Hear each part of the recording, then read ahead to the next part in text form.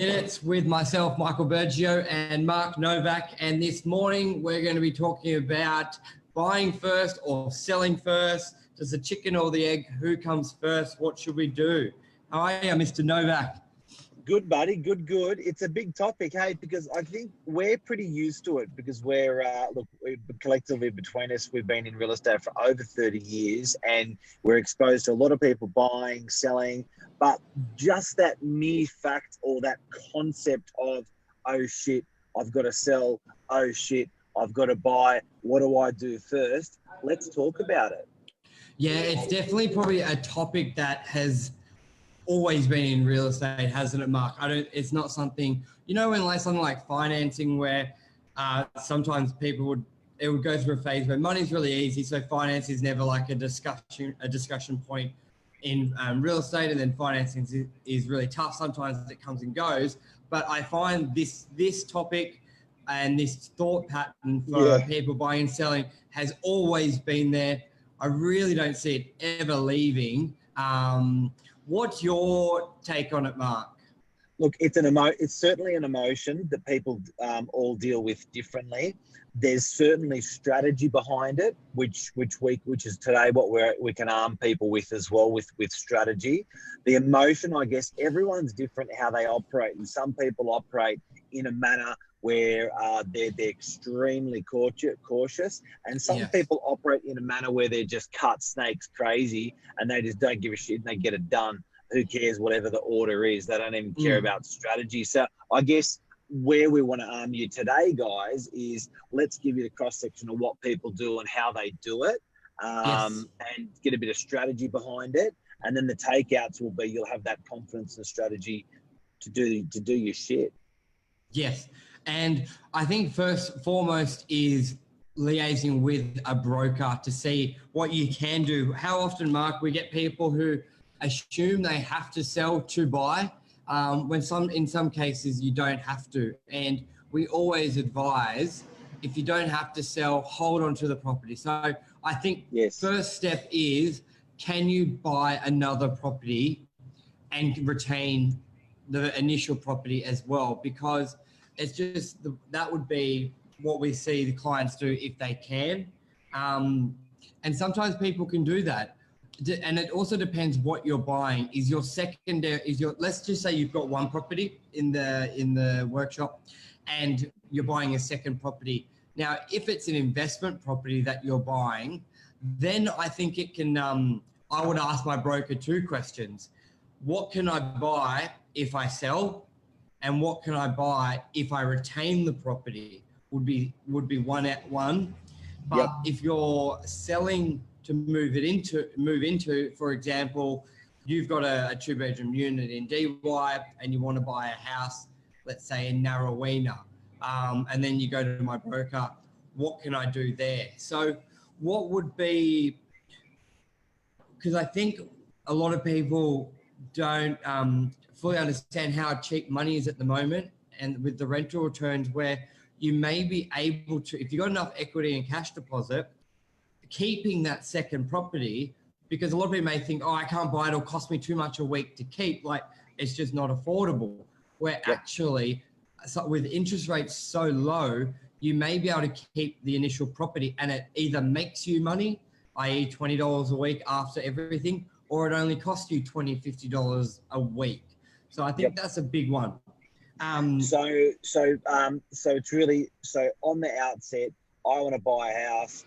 I want to sell my house.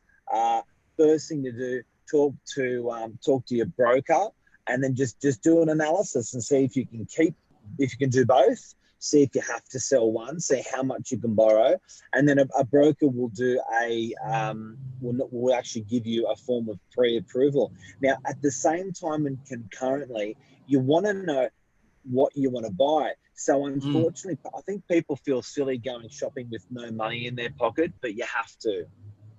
Yeah, it's 100% right, because you may think that, let's say you got a unit worth 800 grand and your next step is a house, and you're thinking, yep, I'll be able to get what I want for 1.2, 1.3. But then when you actually start going out on the Saturdays to open homes and you go, oh, actually, 1213 just doesn't get what I would want to move. So that means I need to push it to 1.5. So as much as we always say, get your sort of ducks in a line with money prior to going shopping, but you really need to know what you can buy before you do all that, because you may end up not doing the move because of that, or going down a different path.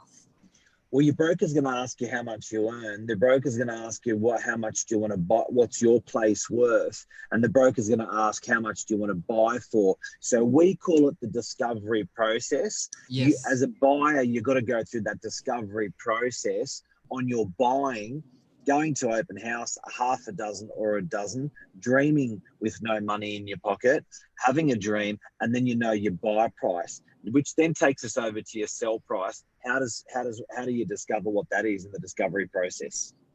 Yeah, and then you only do that by getting out and about.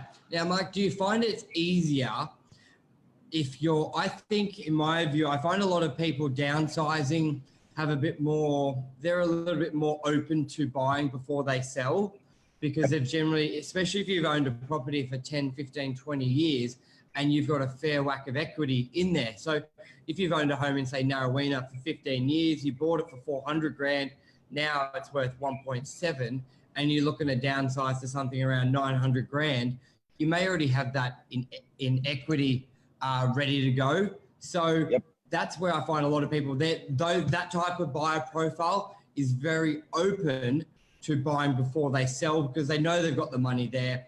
It's a formality of just going through the process to sell.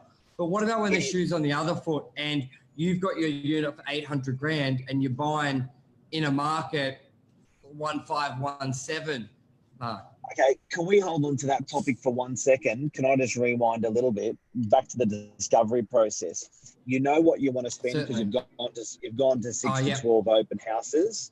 And to know what you're going to sell for, you've gone to 6 to 12 open houses, but they're not like your property. But the good news is you're going to meet 6 to 12 real estate agents.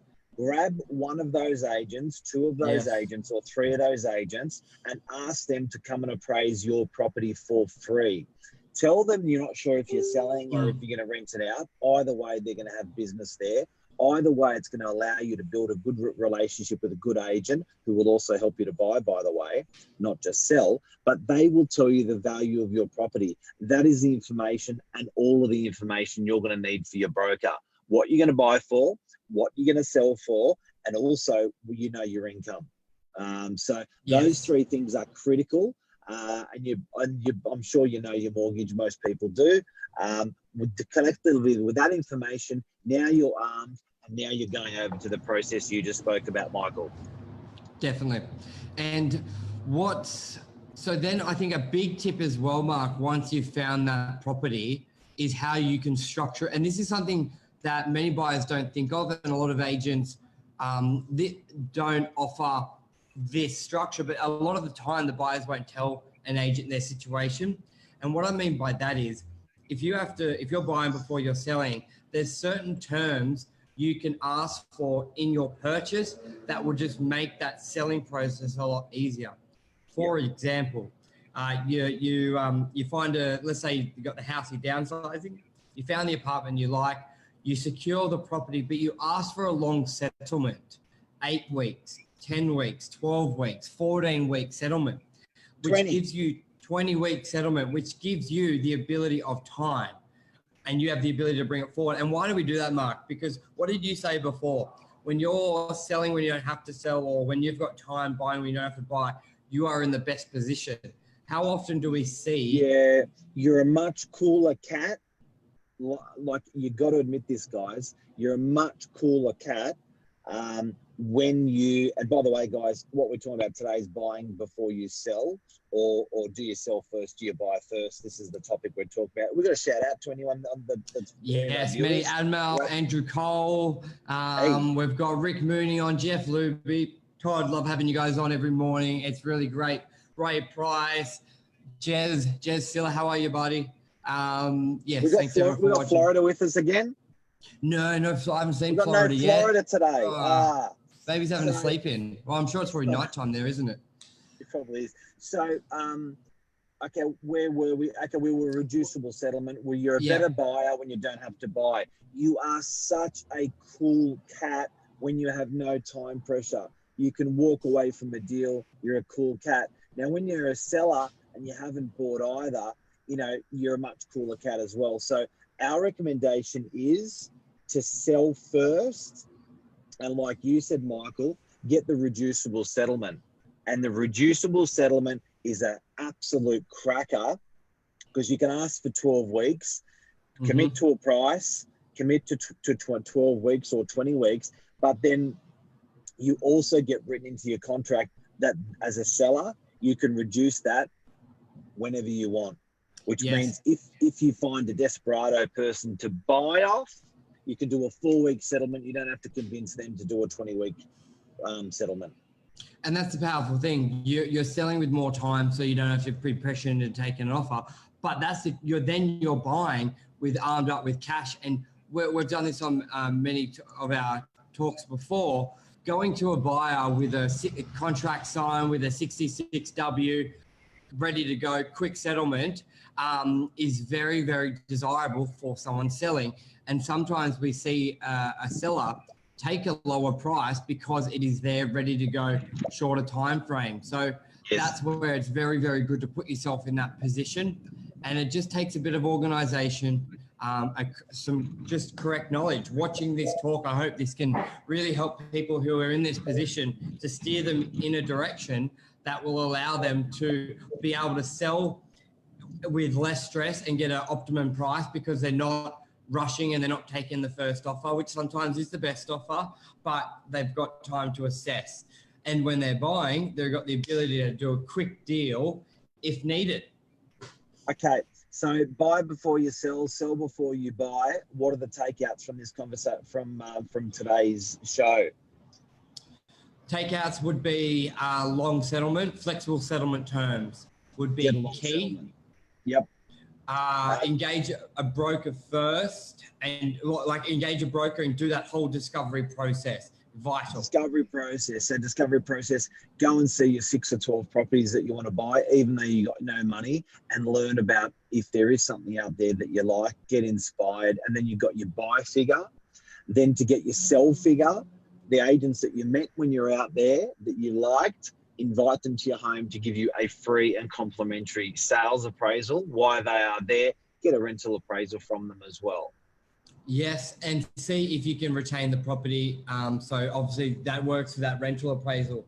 I think a lot of people just look at the sale, but look at the rental. And then you give that to your broker saying, hey, I'll get $500 a week. And then you may be like, actually, well, your expenses are $400. You're going to make $100 and buy a second property. Therefore, now you've got, so let's say your $800,000 unit plus the home. Now you've got 2 properties going up in value, which is the key thing there. Nice. Anything else you want to add on to that, Mark? Any questions out there, guys? Look, I want to put a bit of emotion behind it. Guys, it is super stressful. We get it. It's okay to think that. You know, if you don't think that, you're probably not normal either. So the concept of buying a home and having to sell your home and do it in a relatively short time, yes, it's stressful. Get armed with the information like we've suggested today. And everyone will do it differently. And I guess depending on the industry that you're currently in is the way you're going to operate that buy and sell.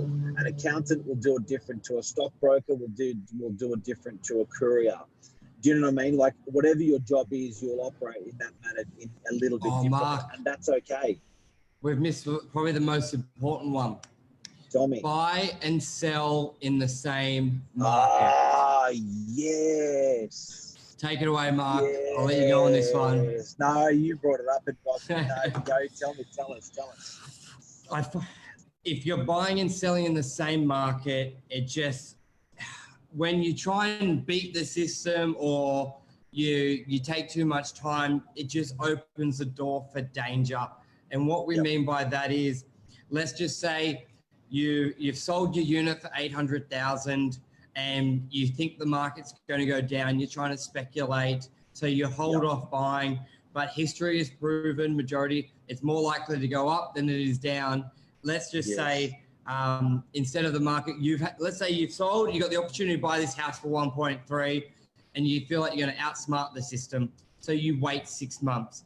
But that property now is 1.45. You don't have that asset anymore at 800, what would be 900. So you've cashed out of that. You got no growth, maybe just your wages and savings. But now that home at 1.3 is 1.45, you can't afford to buy it. You're stuck. Because one thing we've always in a rising market, particularly in a rising market. And So we're in a rising market. We're definitely in a rising market. And even if we are not, okay, let's face it. Let's say you do outsmart the system. Great, you saved maybe 5%. But when you look at the risk versus reward, your risk is being outpriced of a market and not being able to buy again. Compared to saving 5%. I wouldn't take that risk because you're going to be, look at it this way. You do that. And I know I heard a lot of stories, Northern Beaches, Mark, of people around that. I think it was 2015, they sold and they bet the market was going to go down. The reality is they sold and they couldn't even buy in at the property they sold. That's how bad it can be. And I don't feel that is worth the risk. And you know what, Michael, when people say this, actually fundamentally, if you want to make your money off other people's loss, it's not a good business model. It's not a good business model. So I have time and time here again, you've probably got your 5% of the people in the market, and I will hear them say to me, Mark, the market is going to shit itself, and then I'm going to grab a mortgagee in possession property, someone who's absolutely desperate and has to sell and has to give it away. So I'm going to sell now.